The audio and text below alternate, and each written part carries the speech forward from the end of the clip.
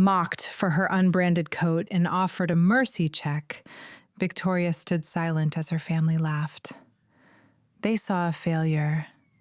They never expected a Forbes alert to reveal she was the billionaire holding their entire empire's survival. I'm Lucy May.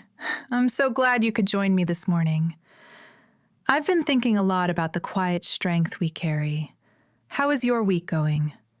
Please leave a comment and let me know where you're listening from. I truly love connecting with you all.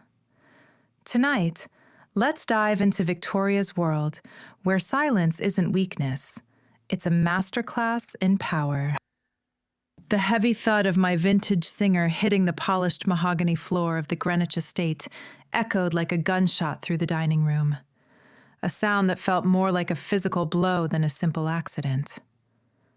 My father, Arthur Sterling, stood over the wreckage with his chest puffed out, his face a mask of calculated disgust that I had seen 1,000 times directed at incompetent interns, but never with such naked vitriol toward his own daughter.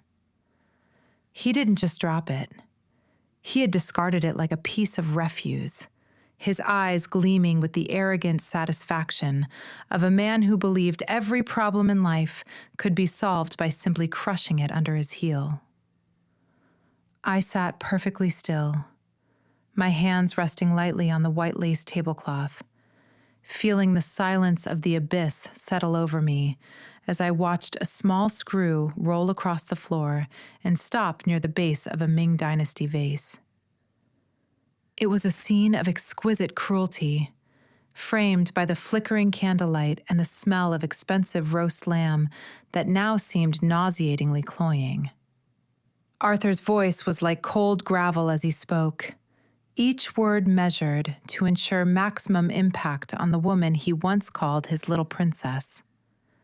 He told me that if I insisted on pursuing this pathetic little sewing hobby, I could move my rags and my useless machines into the servants' quarters where they belonged, because no Sterling would ever be allowed to play dressmaker under his roof.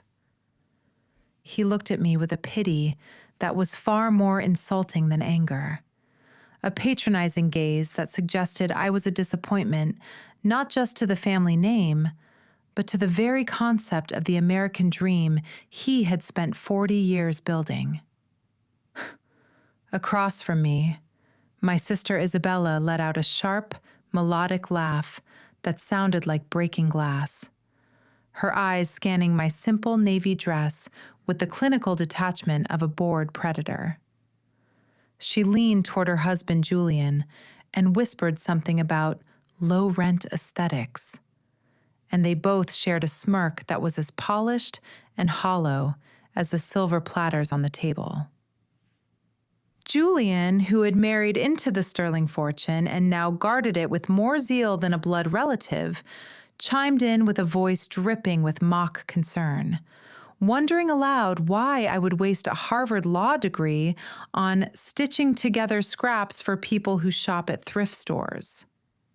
He adjusted his $3,000 cufflinks, a gift from my father, and suggested that perhaps I was having some sort of midlife crisis that required professional intervention rather than a business license.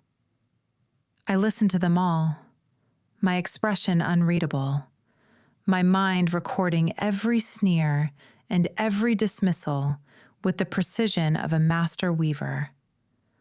I saw the rot beneath the gilding, the way my father's hands shook slightly with a fear he tried to hide behind his bluster, and the way Isabella's designer gown, a piece she thought was the height of luxury, was actually a poorly executed copy of one of my own early prototypes. They saw a woman who had given up, a failure who was too weak to fight back. But what they couldn't see was the empire I was building in the shadows while they slept. They saw a sewing machine.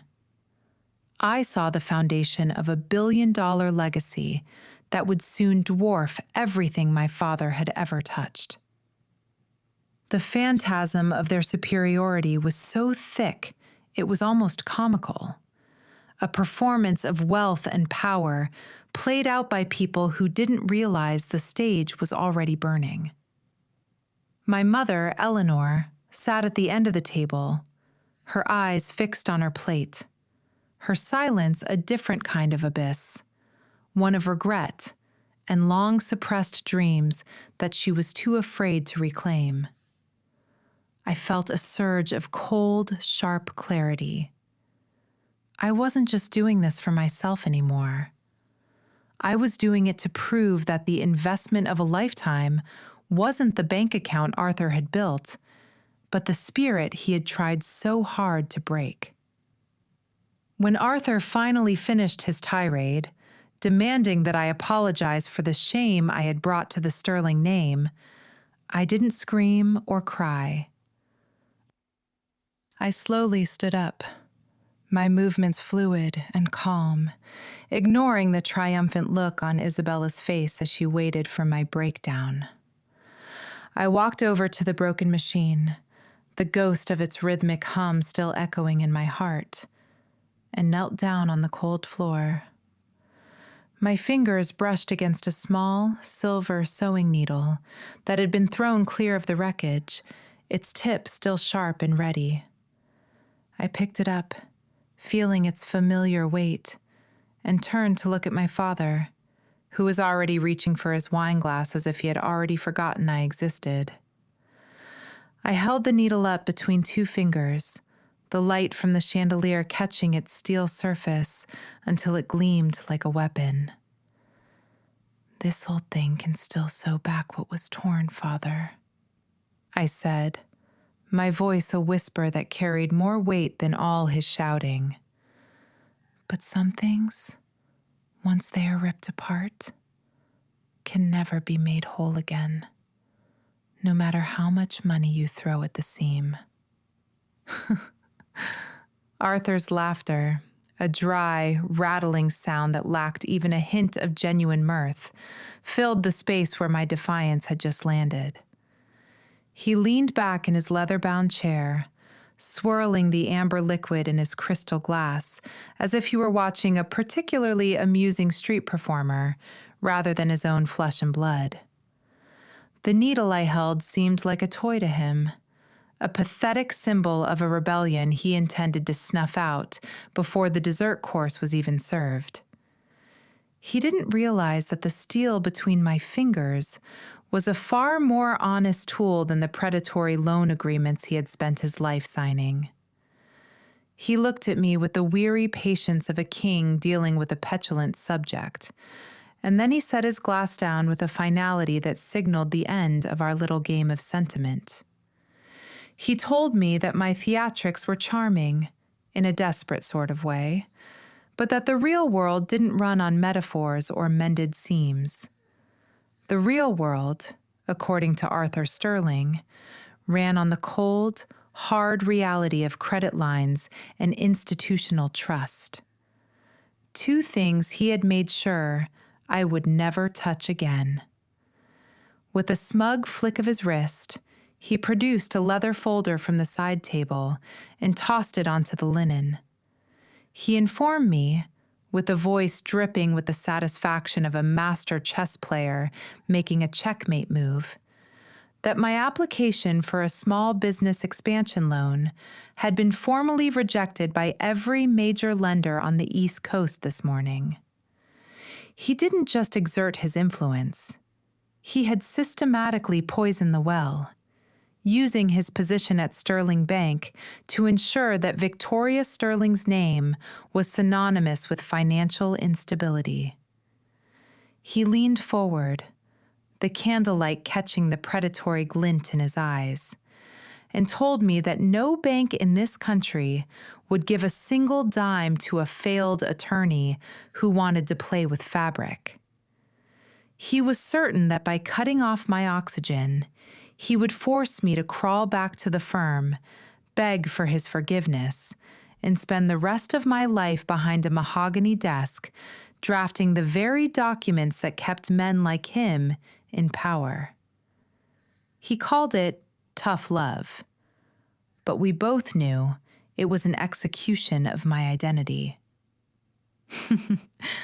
Isabella let out a soft, tittering giggle, leaning into Julian as if they were watching a movie. She remarked on how messy it must be to have one's dreams collapse so publicly, wondering aloud how I would pay the rent on that shabby little studio in Brooklyn once my savings ran dry. Julian added his own 2 cents, suggesting that perhaps I could find work as a seamstress for one of the local dry cleaners, provided I didn't ruin their customers' clothes with my artistic vision. They were so busy congratulating themselves on my supposed ruin that they didn't notice the way I wasn't flinching. They saw a woman whose world was ending, but as I sat there, I was mentally reviewing the quarterly earnings report that had hit my encrypted inbox just 3 hours ago. $200 million.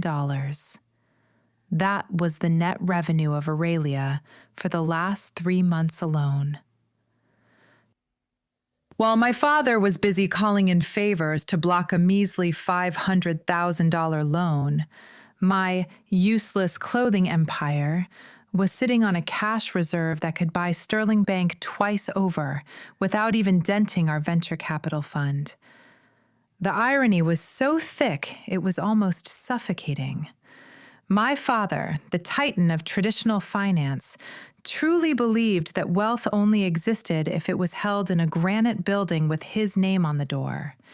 He was so blinded by his own old money arrogance that he couldn't conceive of a world where value was created through sustainable innovation and direct-to-consumer digital ecosystems.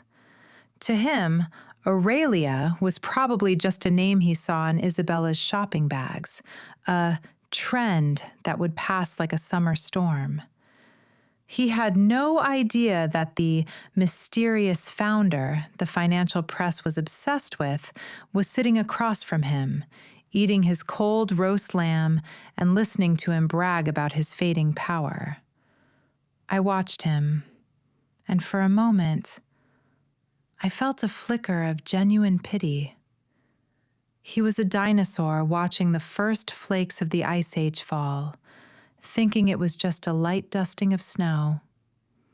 He thought he was saving me from myself, but he was actually just proving how irrelevant his world had become.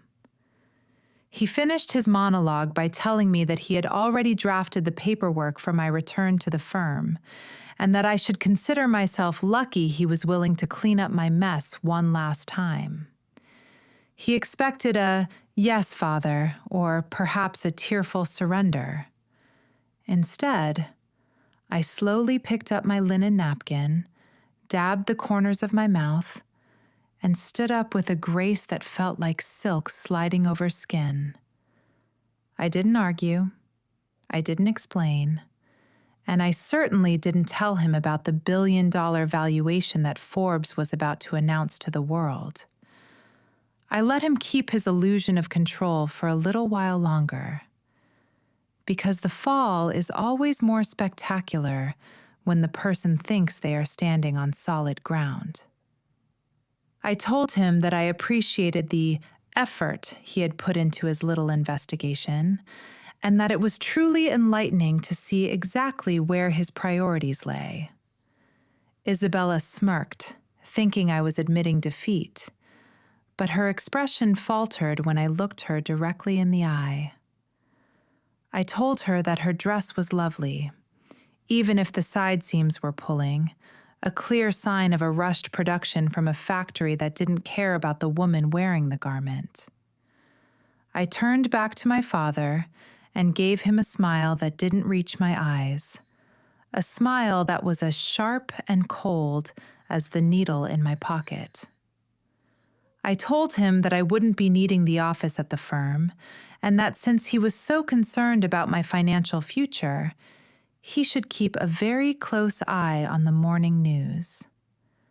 I excused myself from the table, leaving them in a silence that was thick with confusion and a growing, unnameable dread. As I walked out of the dining room, the clicking of my heels on the marble floor sounded like the ticking of a clock, counting down the minutes until the name Sterling would mean something entirely different to the world. The cold air of the September night bit at my skin as I stepped out of the heavy oak doors of the Sterling estate, but the chill inside that dining room had been far more bone-deep. As I drove toward the city, the glittering lights of the Manhattan skyline began to blur, replaced by the flickering, grainy memories of 3 years ago, the time when I first traded the gold-plated security of my father's world for the gritty, uncertain promise of my own. To understand why I could stand so tall against Arthur's threats tonight, I had to remember the nights when I was too tired to even stand. I had to remember the investment of a lifetime that had nothing to do with bank accounts and everything to do with the soul. The day I resigned from the firm, I didn't just walk away from a 6-figure salary. I walked away from a pre-packaged identity. I remembered the look on the dealership manager's face when I handed over the keys to my silver Porsche, the one my father had given me for passing the bar, in exchange for a bank draft that would barely cover 6 months of rent and industrial sewing equipment. My first studio in Brooklyn was a far cry from the marble hallways of Greenwich. It was a 3rd-floor walk-up with a radiator that clanked like a dying engine and windows that let in the persistent, rhythmic rumble of the subway. There was no catering, no housekeeping, and certainly no Julian making snide remarks about my aesthetic. There was only me, a single lamp, and miles of experimental biosynthetic fabric that smelled faintly of earth and salt. I spent 18 hours a day hunched over a drafting table, my fingers raw from pinning patterns and my eyes burning from the blue light of the laptop screen, where I taught myself the intricacies of supply chain logistics.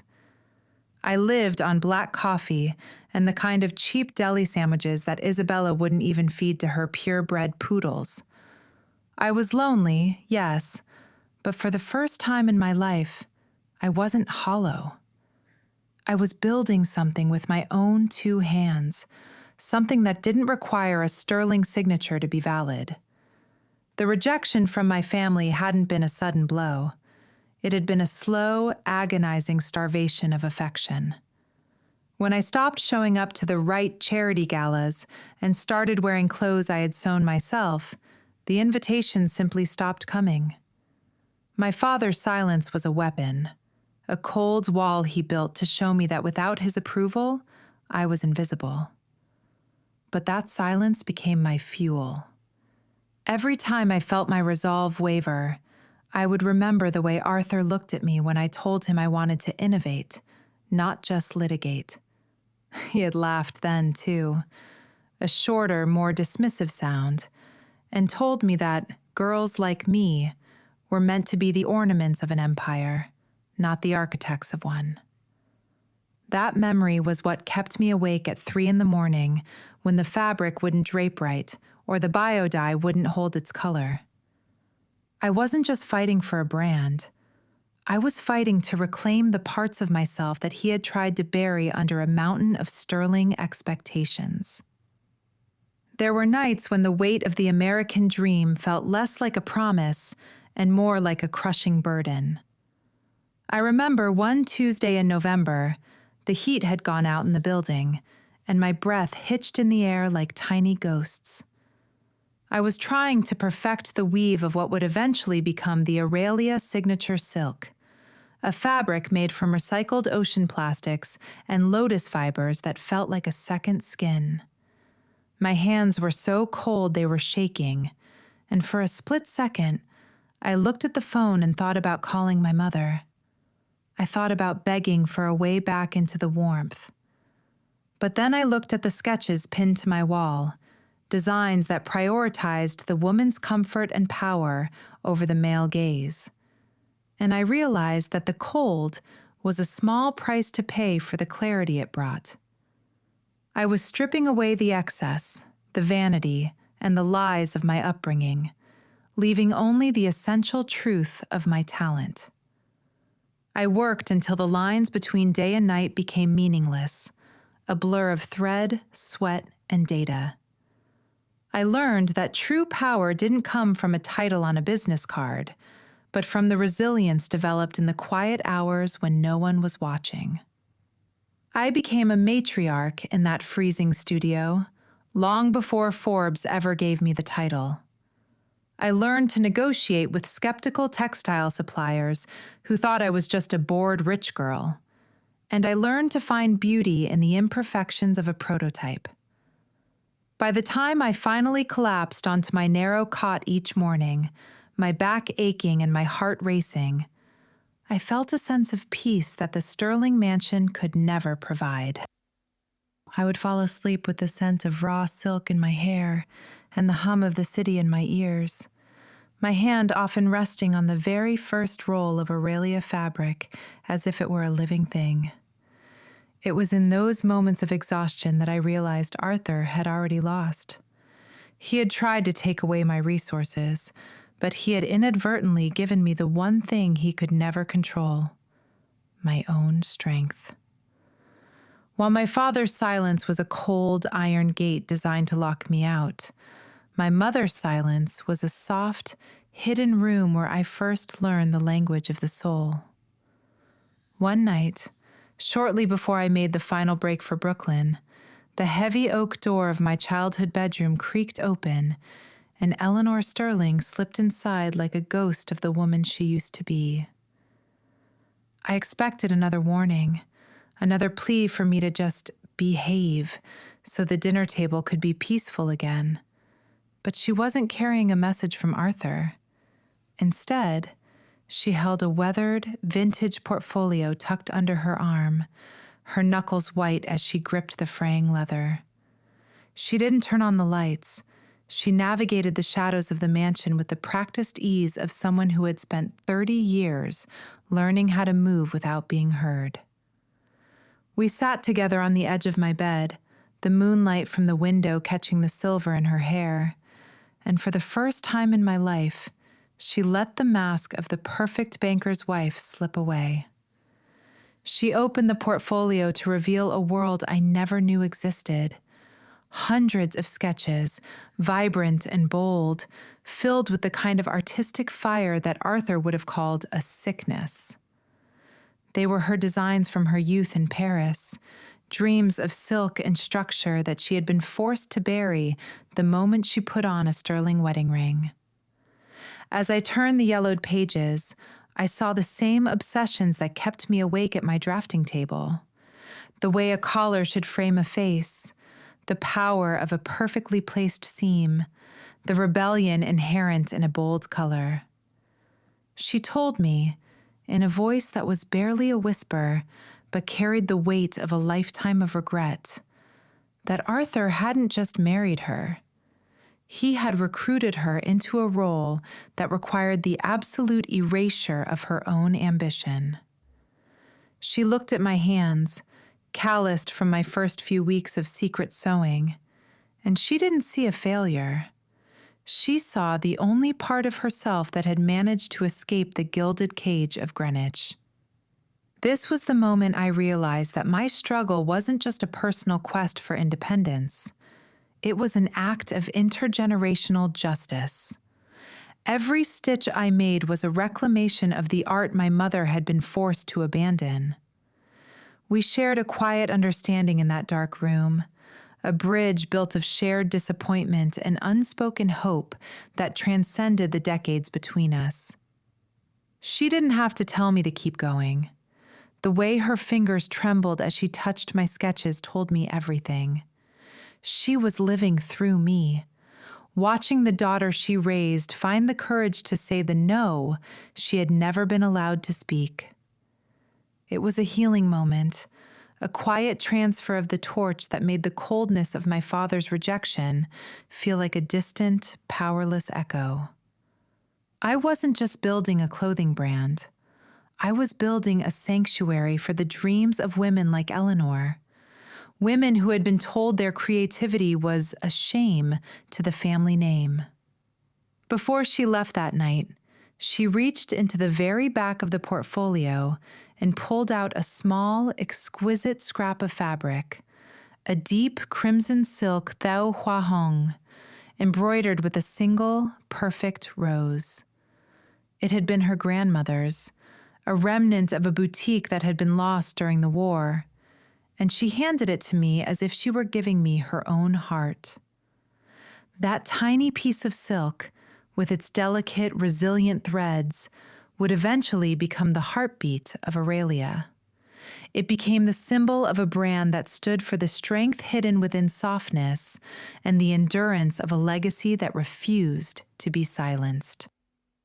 As I held that fabric, I felt the investment of a lifetime shifting. It wasn't about the money Arthur was trying to take away, but the heritage of courage Eleanor was giving me.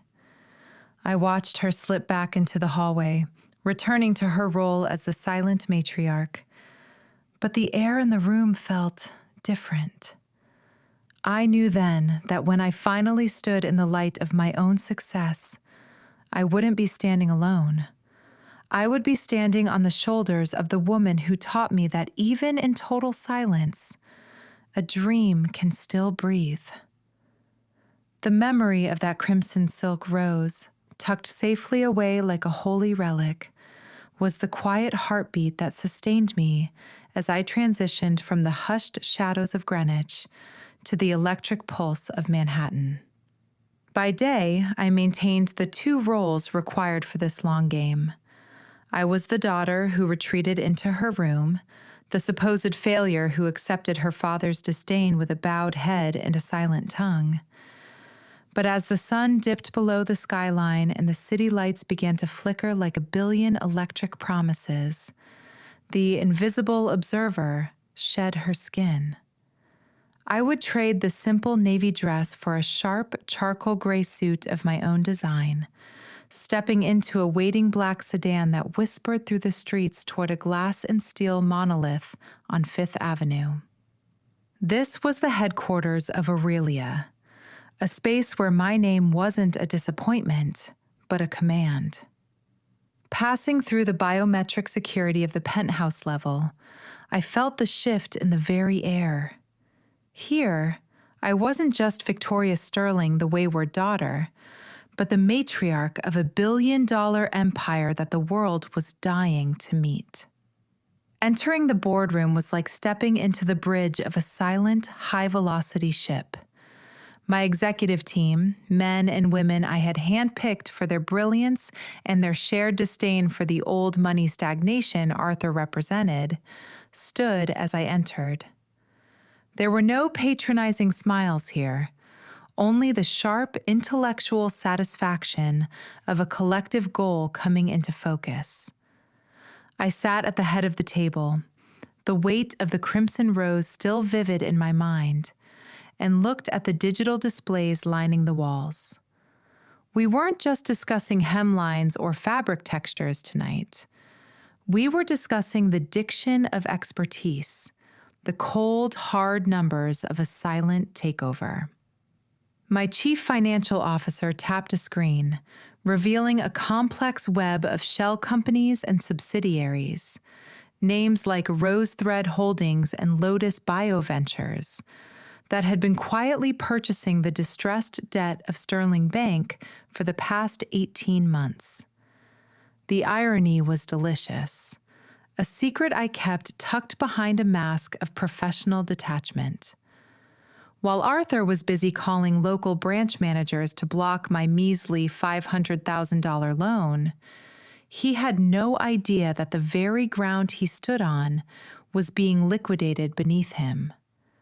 Sterling Bank, clinging to its outdated models of predatory lending and fossil fuel investments, had become over-leveraged and vulnerable. We had been the invisible hand, buying up 42% of their non-performing loans and acquiring a significant block of their private shares through offshore accounts.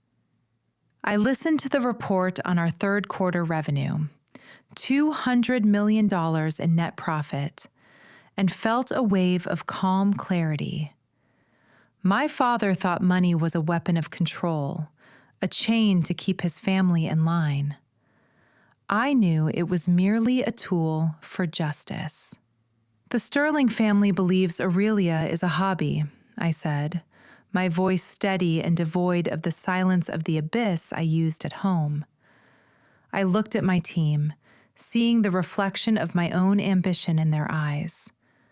I told them that the time for acting was rapidly drawing to a close.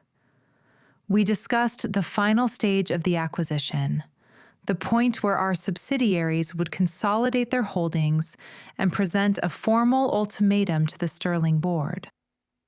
It was a surgical operation designed to strip Arthur of his institutional power without firing a single shot, using the very American dream logic he claimed to champion against him.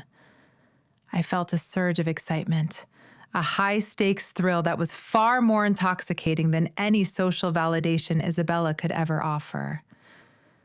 The meeting stretched into the early hours of the morning, a symphony of logistics and financial maneuvering that would have made my father's head spin. We reviewed the legal safeguards, ensuring that every move was compliant and safe, protecting our reputation while ensuring the aftermath for the Sterling name would be absolute. As I stood up to leave, the city below us beginning to wake in a hazy gray light, I felt a profound sense of purpose. I wasn't doing this out of a petty desire for revenge. I was doing it because the world Arthur built was dying, and Aurelia was the future. I turned to my lead counsel, a woman who had left a top-tier firm to join my useless boutique, and gave her a small, knowing nod. "The web is complete," I said, the words feeling like the final stitch in a masterwork. It's time to pull in the net. Returning from the gleaming glass towers of Manhattan to the suffocating velvet drapes of the Sterling estate was like stepping back in time to a museum that didn't realize it had been closed to the public years ago. The occasion was the annual Metropolitan Hospital Gala, an event where my family felt most at home, performing their roles of benevolent aristocrats. Isabella was in her element, twirling in the center of the ballroom, surrounded by a gaggle of socialites who were practically worshiping the dress she wore. It was an Aurelia, specifically the Midnight Rose limited edition gown, a masterpiece of biosynthetic silk that shimmered with a liquid silver finish under the crystal chandeliers. As I stood on the periphery in my simple, unbranded charcoal shift, Isabella caught my eye and glided over with Julian in tow, her expression a toxic mix of pity and triumph. She touched the hem of her gown with an exaggerated reverence, informing me with a sharp, melodic laugh that this single piece of clothing cost more than I likely intended to earn in the next 5 years. She called my attire sensible in a way that felt like a slap, wondering aloud if I had found the pattern in the back of a grocery store magazine. Julian, ever the loyal echo of my sister's vanity, chuckled and adjusted his bow tie, adding that it was a shame I didn't have the refined eye to appreciate the engineering of a true luxury brand. He spoke of Aurelia with the hushed tones of a man discussing a sacred relic, completely unaware that he was preaching to the God who had created it. I maintained my silence of the abyss, letting their insults wash over me while I performed a far more clinical observation. While Isabella boasted about the exclusive waiting list and the 5-figure price tag, my eyes were fixed on the slight, almost imperceptible pucker at the left shoulder seam. I knew that specific dress. It was a prototype from our experimental lab that had been marked for destruction because the tension in the lotus fiber thread wasn't quite perfect for a night of heavy dancing. Someone in the secondary market must have intercepted it, selling a defective million-dollar dream to a woman who valued the label more than the craftsmanship. The irony was a quiet internal hum of satisfaction. Isabella was literally wearing my discarded mistakes, parading around as a symbol of success while she was, in reality, a walking testament to my hidden standards. She leaned in close, her breath smelling of expensive champagne, and whispered that perhaps if I gave up this little sewing game and came back to work for Father, she might consider letting me borrow one of her old designer coats so I wouldn't look so decrepit at the next family gathering. I didn't flinch. I didn't feel the need to defend my wardrobe or my choices. Instead, I felt the thong-dong of the person who truly owns the game, watching two people celebrate a victory that was built on a foundation of sand. I saw the way Julian looked at the other men in the room, desperate for their validation, and the way Isabella's smile never quite reached her eyes, hidden behind layers of expensive makeup and a borrowed prestige that was already beginning to fray at the edges. As the orchestra began a swelling waltz, I stepped forward, closing the distance between us until I could see the tiny, flawed stitches on her collar. I reached out and gently adjusted the fabric, my fingers brushing against the silk with the expert touch of a woman who knew every molecule of its composition. Isabella froze, her smirk faltering as she searched my face for a sign of the anger she so desperately wanted to provoke. I leaned in, my voice that was softer than the rustle of her gown, but sharper than a tailor's shears. I told her that she should be careful with the left shoulder, as the tension was a bit unreliable for someone who moves with such theatrical energy. I gave her a smile that was as cold as the Atlantic, telling her that the deep crimson color truly was a perfect choice for her. It suited her vanity in a way that even a properly constructed garment never could. I walked away before she could formulate a response, leaving her standing in the middle of the ballroom, looking down at her million-dollar dress with the first seed of doubt finally planted in her perfect, shallow world. The silence of the Sterling estate following the gala was not peaceful. It was heavy and suffocating, like the air before a devastating summer storm. I was in the library, the dim light of a single lamp casting long shadows over the rows of leather-bound books that my father treated more like trophies than literature. The rhythmic ticking of the grandfather clock was suddenly shattered by the frantic, jarring ring of Arthur's private line in the adjacent study. I stood perfectly still, the invisible observer once again, as I heard the muffled sounds of a man whose world was beginning to crumble. There were sharp exclamations, the heavy thud of a fist hitting mahogany, and then a silence so profound it felt like the house itself was holding its breath. When my father finally burst through the connecting doors, he didn't look like the titan of industry who had mocked my sewing machine only hours before. His face was a sickly shade of gray, his eyes wide with a frantic, animalistic panic that I had never seen in all my 32 years. He clutched his phone as if it were a weapon that had just backfired in his hand. He began to pace the room, his voice a ragged that occasionally flared into a desperate shout, telling me that Sterling Bank was under a coordinated, hostile attack. An anonymous entity, a ghost in the financial machine, had somehow cornered nearly 40% of their private shares and was calling in the distressed debt that Arthur had spent months trying to hide. He looked at me, and in his irrational, cornered state, he found the scapegoat he needed. He blamed my distractions, my rebellion, and the shame of my boutique for weakening the family's focus and reputation during this critical hour. He claimed that my refusal to return to the firm had signaled a lack of unity to the board, giving these vultures the opening they needed to strike. It was a masterpiece of projection, a man blaming his own obsolescence on a daughter he had never bothered to understand. I listened to his tirade with the silence of the abyss, feeling no urge to defend myself, because I knew every detail of the hostile attack better than he did. The climax of his rage came when he demanded that I leave the house immediately. He told me that he would not have a traitor or a failure under his roof while he fought to save the sterling name from the ruin I had apparently invited.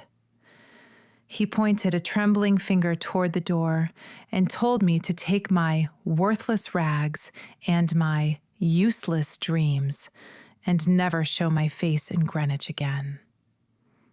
I didn't argue. I didn't shed a single tear. Instead, I felt a profound sense of relief, a weight lifting off my shoulders that had been there since the day I was born. I had been waiting for this trigger for months, the final moment of complete severance that would allow me to step out from the shadows of the sterling name forever. I walked past him without a word, my footsteps steady on the marble floor, and went to my room to retrieve the single bag I had packed 2 days ago in anticipation of this very moment. As I descended the grand staircase for the final time, I saw Isabella and Julian standing in the hallway, their faces masks of confusion and growing dread as they realized the American dream they had been coasting on was suddenly in jeopardy. Isabella tried to say something, perhaps another cutting remark about my appearance, but the look in my eyes stopped her cold.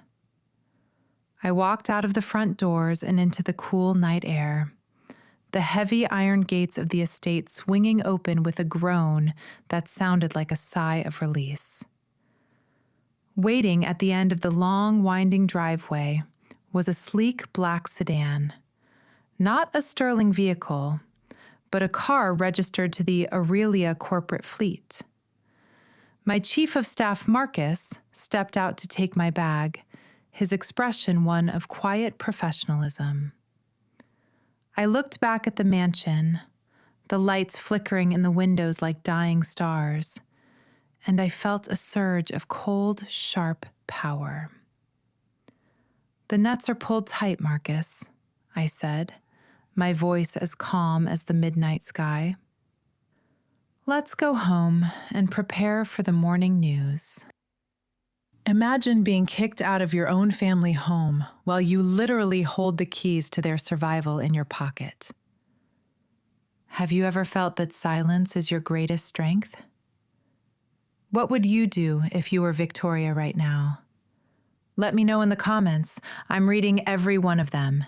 And don't forget to like this video if you're rooting for Victoria's justice.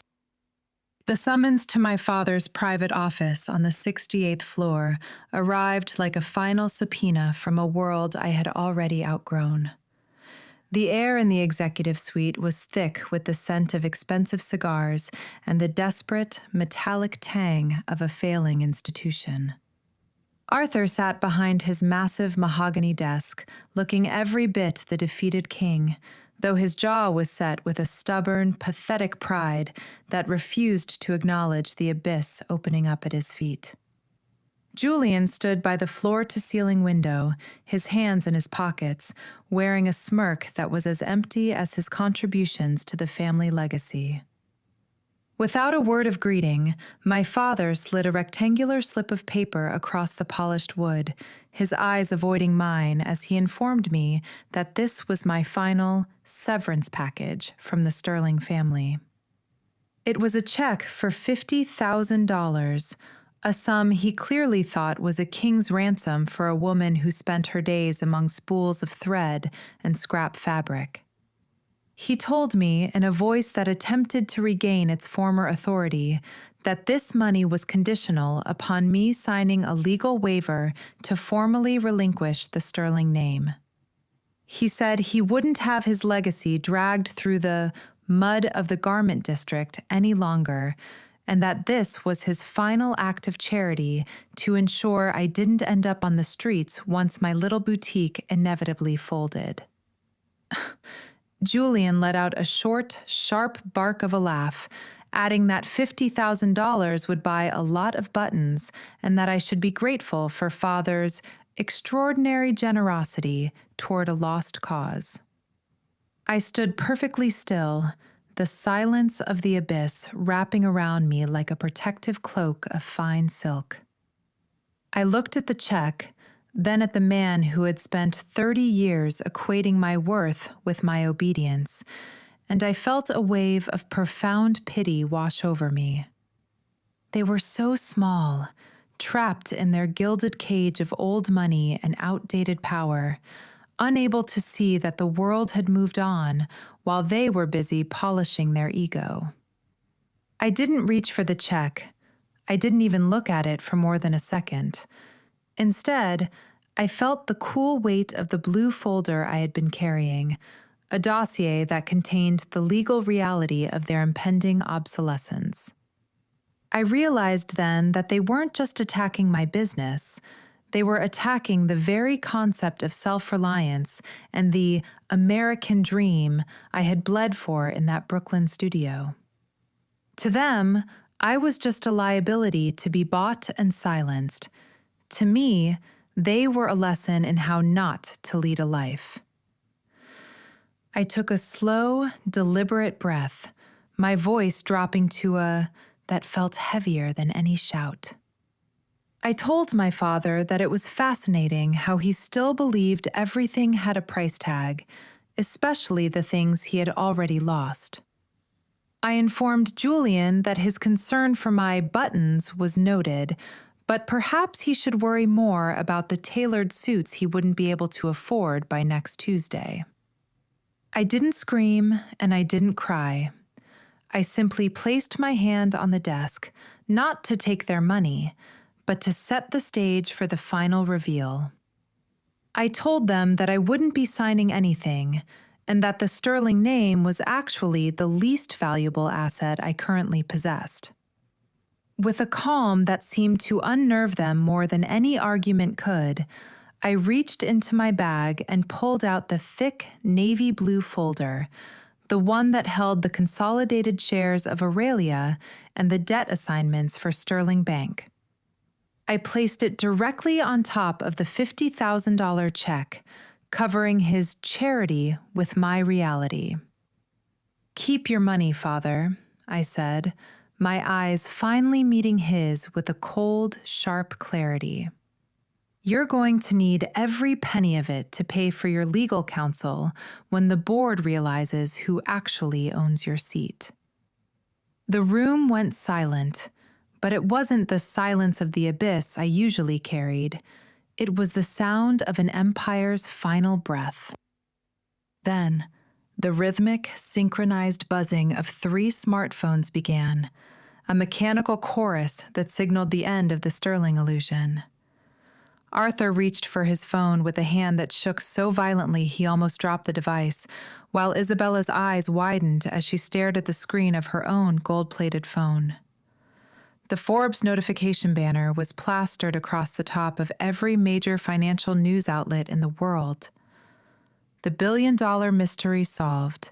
Victoria Sterling identified as the sole founder and CEO of Aurelia. The silence that followed was absolute, heavy with the weight of years of misplaced arrogance and the sudden, crushing realization that the person they had spent a lifetime belittling was the one holding their leash. I stood there, watching the blood drain from my sister's face, turning it as pale as the silk she was so proud of wearing, a silk that I had invented in a drafty Brooklyn studio while she was busy mocking my useless hobby. As Arthur scrolled through the article, his breathing became shallow, the predatory glint in his eyes replaced by a hollow, vacant stare of a man who had just realized he was a ghost in his own boardroom. The catharsis, I felt, wasn't a loud, crashing wave. It was a quiet, steady flame of truth that finally illuminated the room. I wasn't reveling in their ruin because of the $1 billion my company was worth. I was reveling in the fact that the truth had finally reclaimed its place. I looked at Isabella, whose mouth was slightly open, her mind clearly struggling to reconcile the disappointment of the family with the woman whose brand she had been worshiping. The irony was so sharp it was almost physical. She had literally been begging for the validation of a sister she treated as refuse. Julian stood like a statue, his $3,000 cufflinks suddenly looking like cheap, meaningless trinkets in the face of a fortune that made the sterling wealth look like pocket change. I leaned forward slightly, my shadow falling over the $50,000 check that still sat on the desk like a pathetic insult from a bygone era. I didn't need to shout to be heard. My presence now occupied every inch of that 68th floor office.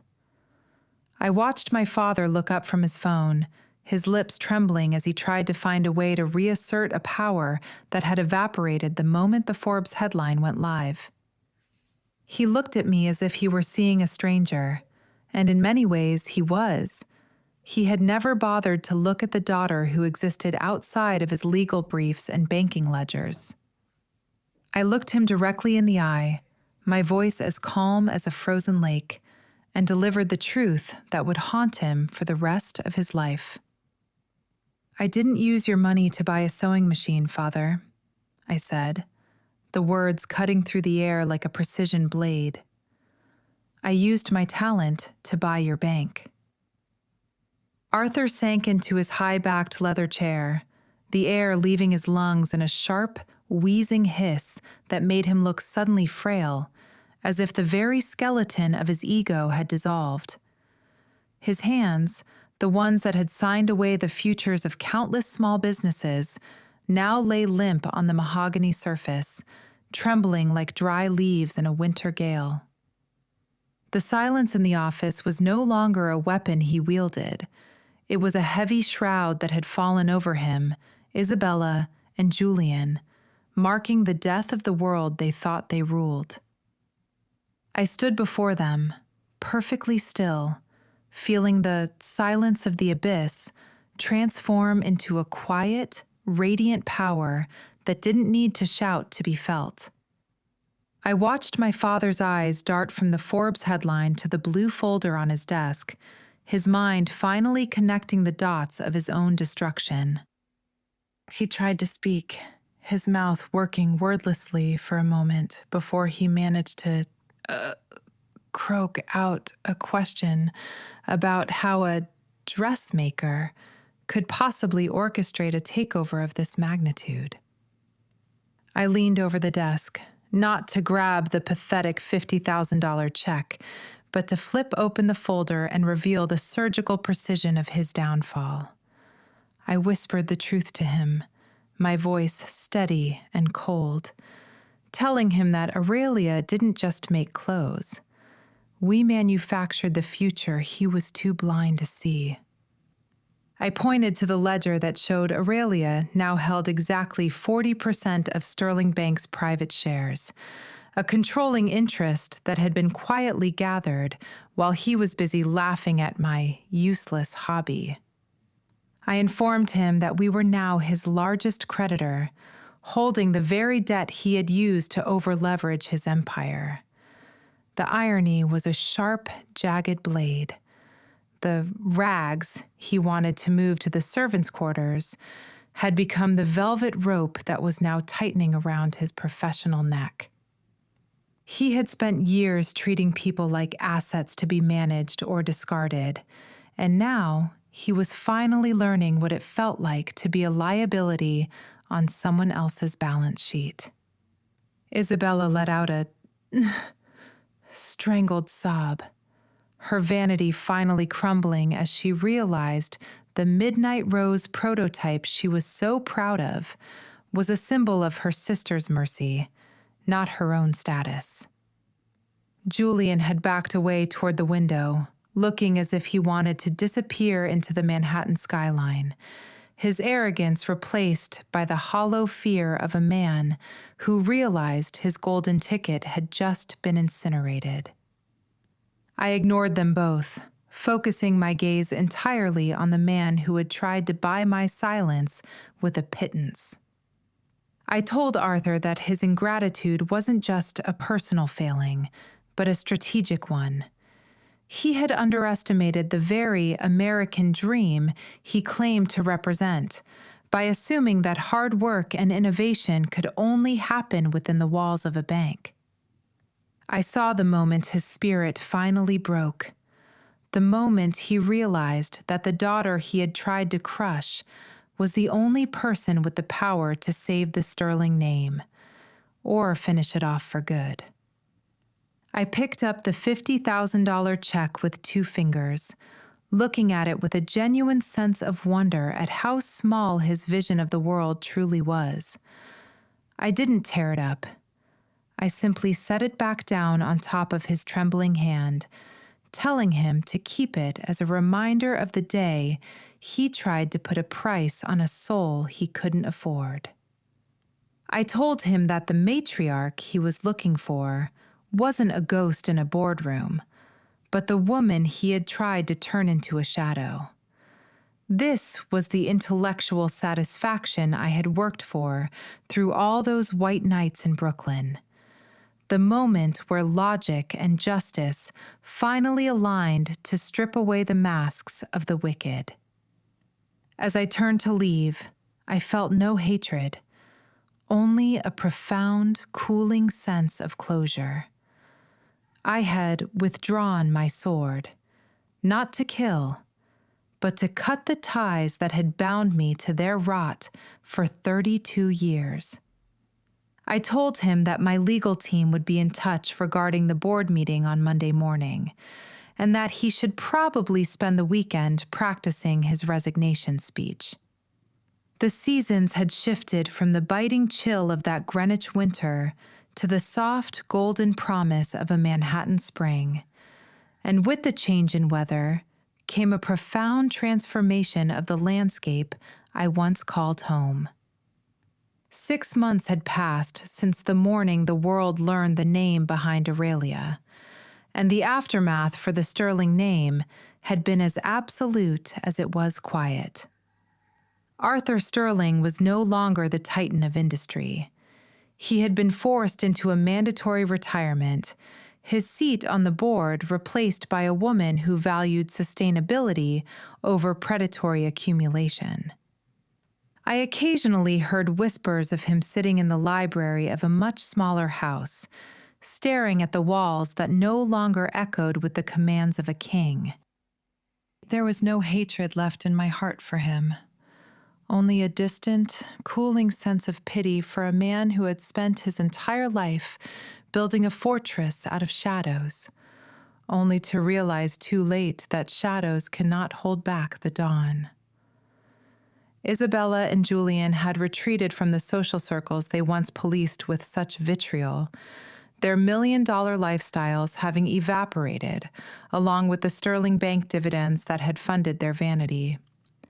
Without the shield of my father's influence, they were forced to confront the reality of their own mediocrity, a fate that seemed far more fitting than any legal punishment I could have devised. As for me, this new chapter wasn't about the $1 billion valuation or the accolades from the fashion elite. It was about the serenity of the new Aurelia headquarters, a sun-drenched space in the Flatiron District where the hum of sewing machines was no longer a secret rebellion, but a celebrated symphony of creation.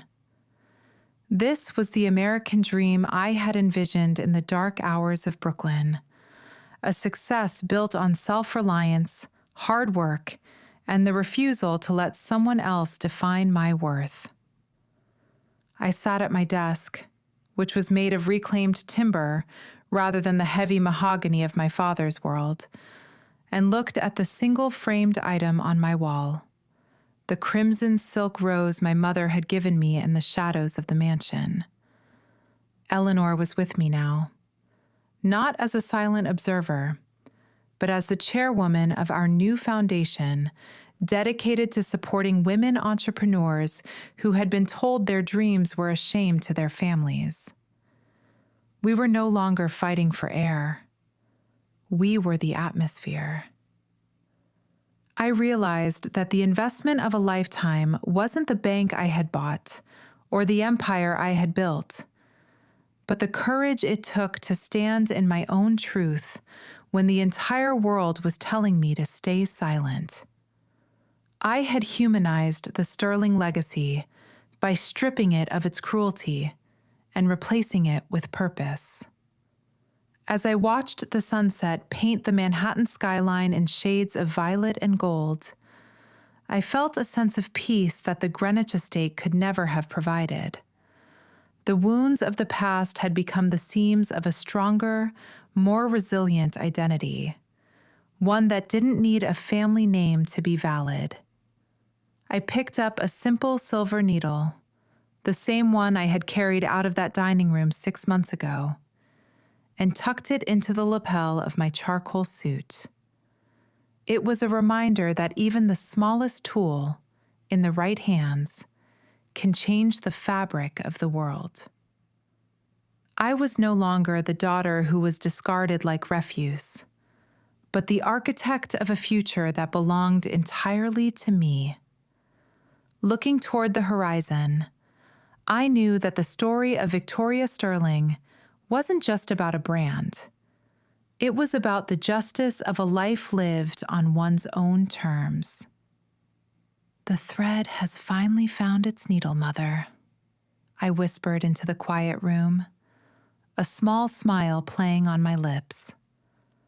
"And this time, the seam will never break." Looking at Victoria and Eleanor walking away together, it makes me realize that justice doesn't always have to be loud. Sometimes it's a quiet thread woven with patience and steel. Victoria didn't just win a business war. She won back her mother's dignity and her own truth. To everyone listening, your worth is not a number in someone else's bank account. It's the vision you refuse to let die, even when the world calls it worthless. Never let anyone tell you that your passion is too small. A single thread can weave an empire if you hold it long enough. How did you feel when Arthur realized his disgraceful daughter was actually his savior? Have you ever had a moment where you had to prove everyone wrong in silence? Share your stories below. I'd love to celebrate your victories with you. Thank you for being here with Rose Revenge. I'm Lucy May, and I'll see you in our next story. Stay strong and stay true to your own thread.